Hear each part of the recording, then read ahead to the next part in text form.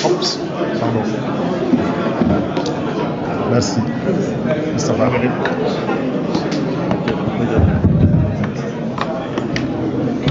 Salam alaikum wa rahmatullah mbokk yi maa ngi nuyu ñëpp di leen ziar di nuyu di gërëm gannaaw ba ma nuyoo professeur Mbaye Thiam bi nga xam ne moom lañu mooy modérateur bi di nuyu suñu waajur ji fi teew muy waajuru Bachir Fofana di sama waajur donc parce que Bachir moom soxna si xam na ni ma mel ak moom ak ay soxnaam yëpp di nuyu suma frère Elimane Kane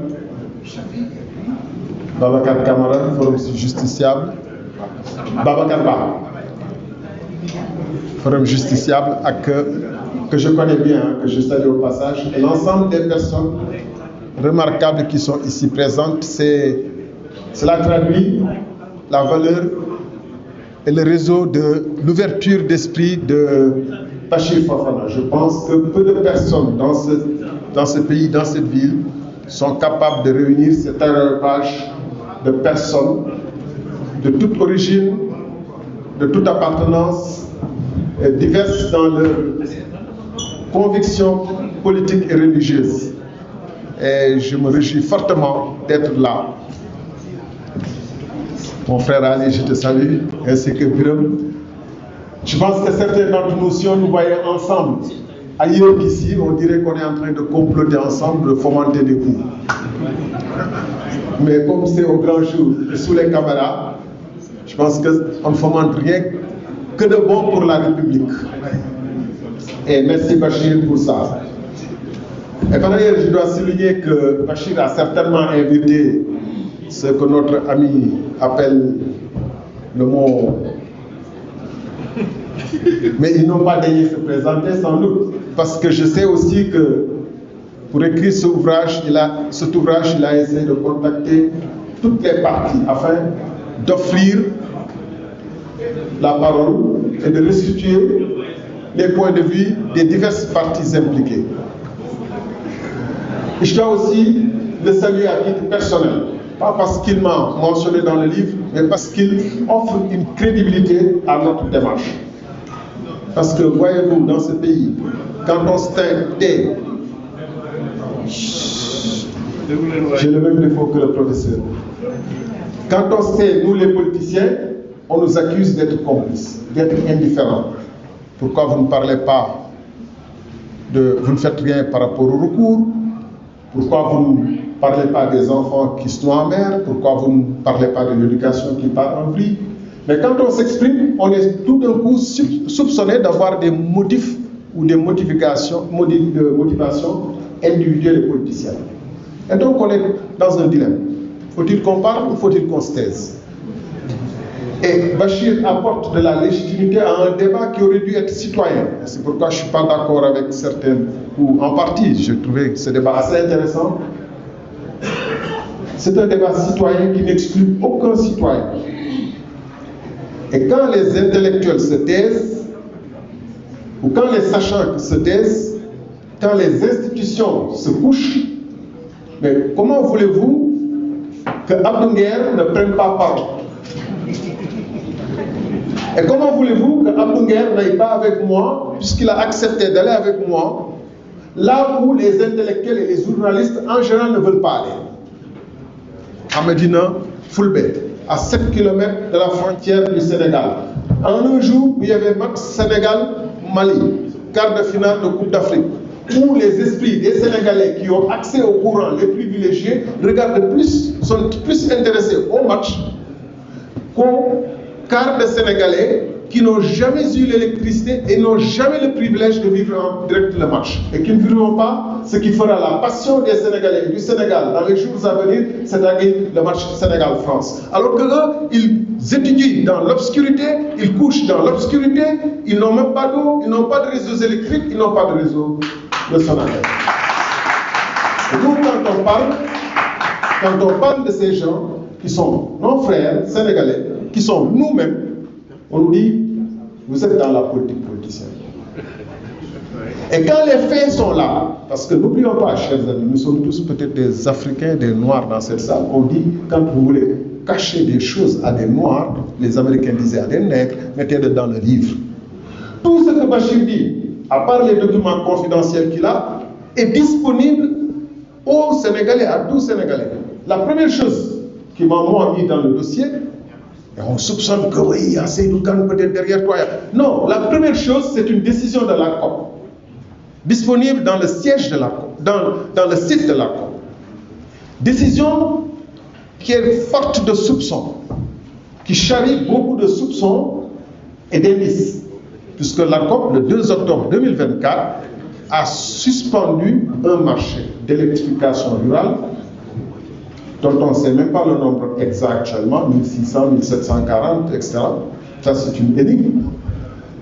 Après quelques jours ou quelques mois après, il y a eu la Cour suprême, par une autre décision accessible au public, dans laquelle décision, qui conforte la décision de l'ARCOP, donc, et dans laquelle décision, parmi les considérants, dit que 37 milliards ont disparu, 37 milliards ont disparu, et tenez-vous bien, que non seulement la banque espagnole Santander dit avoir posé des questions à l'entreprise espagnole EPC, où est passé cet argent, mais la banque Santander dit émettre de forts soupçons quant à l'utilisation de cet argent.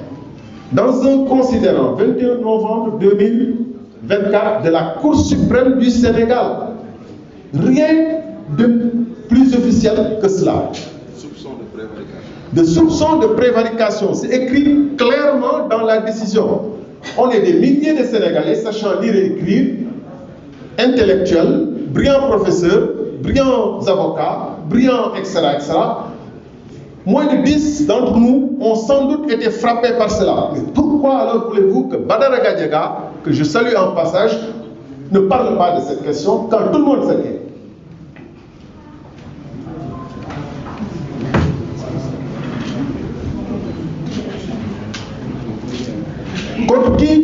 Contre qui parlait Socrate? Ou à la place de qui? Ou avec qui?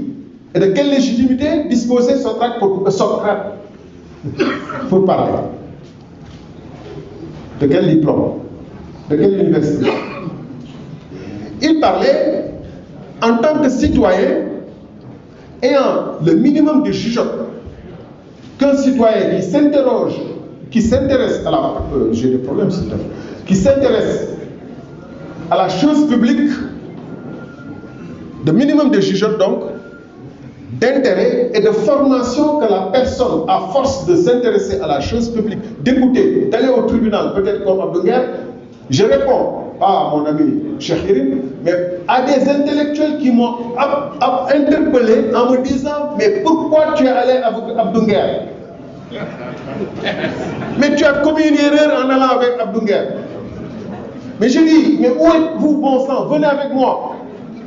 Et de préférence, amenez votre argent, amenez vos véhicules, allons à l'intérieur du pays, allons voir ces gens-là qui restent pendant 4 ans, qui voient les fils électriques passer par-dessus leur tête, qui attendent qu'on mette le contact pour avoir le courant.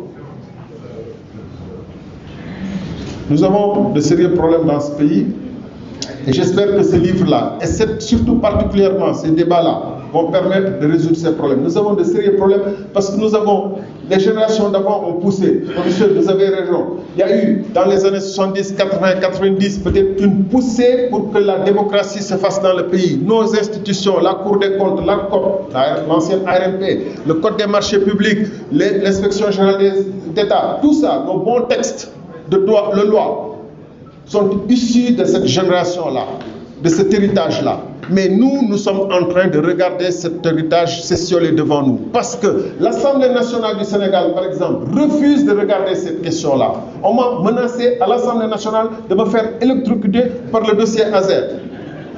Les journalistes, en général, quand on vient en face d'eux, désolé, hein, nous, tout le monde, on est concerné. Quand on vient lui, mais Dieu a dit, le DG de l'Azer a dit, pourquoi voulez-vous pas débattre avec lui? Venez débattre avec lui. Est-ce que vous avez peur?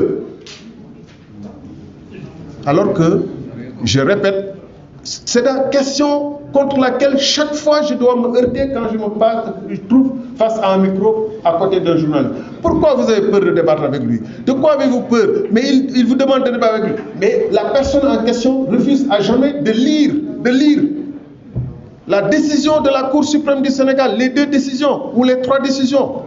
D'écouter et d'entendre que ce que je lui dis, que ces décisions-là de la Cour suprême, aussi bien argumentées qu'elles soient, ne changeront rien fondamentalement au fait que les décaissements étant suspendus, le marché restera suspendu, que ce serait une honte pour la Cour suprême du Sénégal de prendre des décisions qui sont contredites par les faits.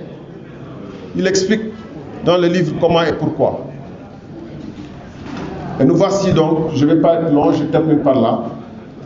Nous voici donc dans un imbroglio où tout le monde sait que 37 milliards ont disparu. Il dit ça fait 2 ans, 11 juin 2024, que les 37 milliards ont été décaissés. 11 juin 2026, le marché est réputé être terminé le 23 février 2027, dans quelques mois. Il y a moins de 25 villages électrifiés. On ne peut pas faire plus gros scandale au pays du Djoubal Djoubanti. Ce n'est pas possible. Et pourtant, ça ne nous empêche pas tout à l'heure d'aller voir Afrique du Sud, Mexique, parce que je suis intéressé au football aussi. Hein.